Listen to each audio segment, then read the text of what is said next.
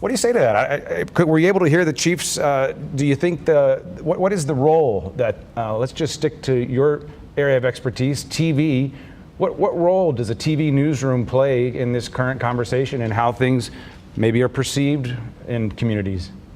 Yeah, television has a role to shine a light on how the police are doing their job, what sort of trends we're seeing in crime in the area.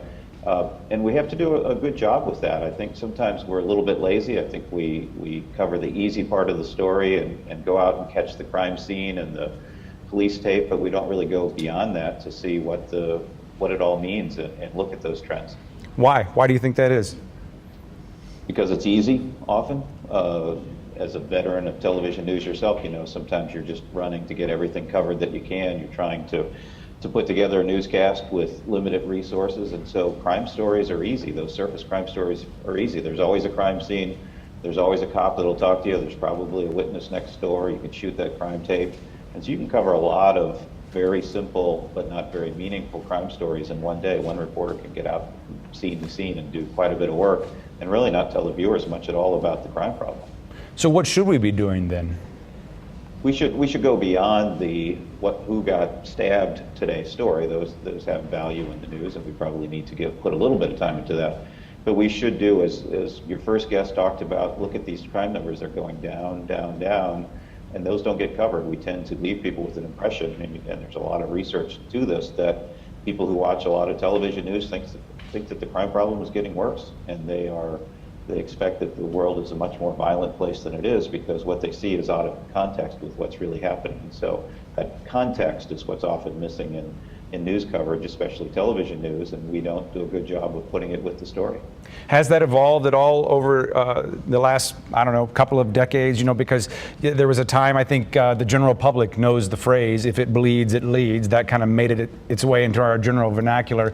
But then at the same time, if you have a conversation with anyone talking about local news, they'll tell you they can't stand that crime coverage. Are newsrooms reflecting that attitude at all, do you see? They are. It's the public will tell you they don't want to watch that, and then they will sometimes. Although I would argue that the thinking viewers of television news are turned off by that constant coverage of meaningless crime, and that they've left television news in a lot of cities.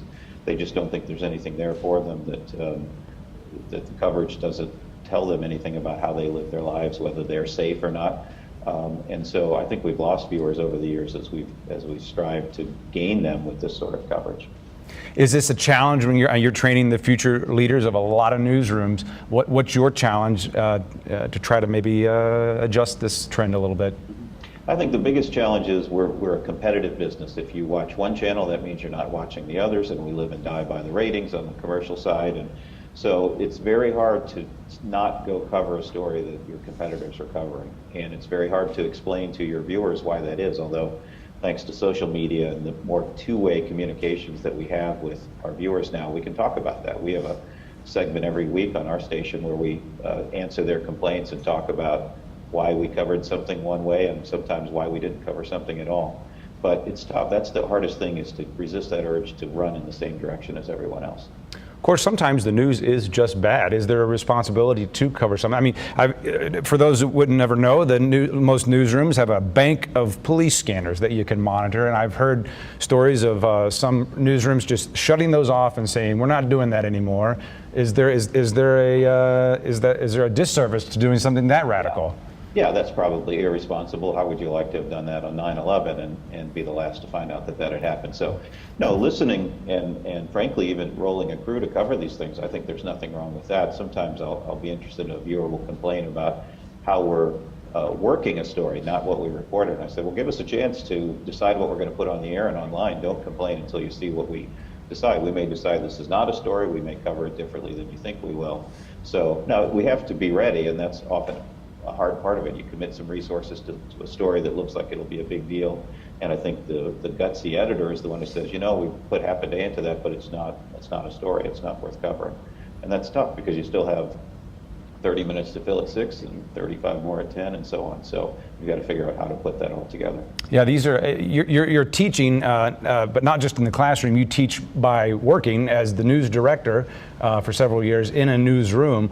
Are you thinking of times when you yourself had to make these kind of calls and kind of the give and take that you had to do as a boss? Yeah, I really do. Luckily for me, that I do have to make decisions that show up on the newscast that we have each night, but we get to talk about it, and I think it might be one of the more reflective newsrooms because we try to grab a second here and a second there and teach as we make these decisions. So I think we've had a number of good editors here who've been able to say, hold it, let's put the brakes on and see if this is really where we want to go with this.